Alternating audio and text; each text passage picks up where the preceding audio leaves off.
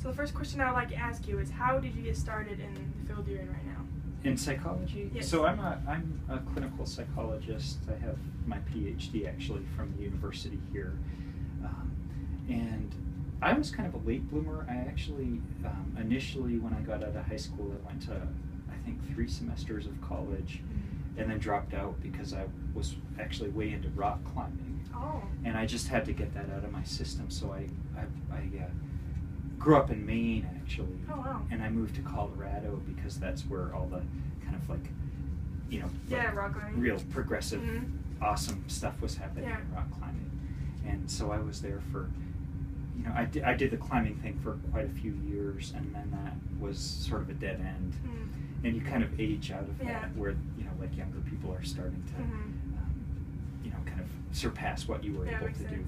So when that became a dead end, I felt like I needed to develop a career of some sort, and I think psychology just was intriguing to me. And I think I had a lot of people, you know, when I talked to people about my kind of like goal to find a career, that was a suggestion that they made based on my temperament. They thought, you know, I might be good at that. So I went back to school at the University of Colorado and studied psychology, and then I actually ended up coming out here for graduate school.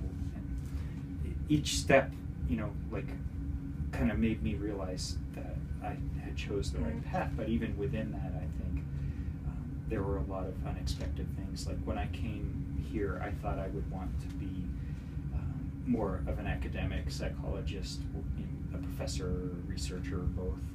And I realized that probably wasn't for me. And I was more interested in clinical stuff. So as I started to immerse myself in clinical things, initially I thought I wanted to work with children. Pretty quickly realized I actually really didn't like it. I really did not at all like working with children. So like there were just these different discoveries along the way, but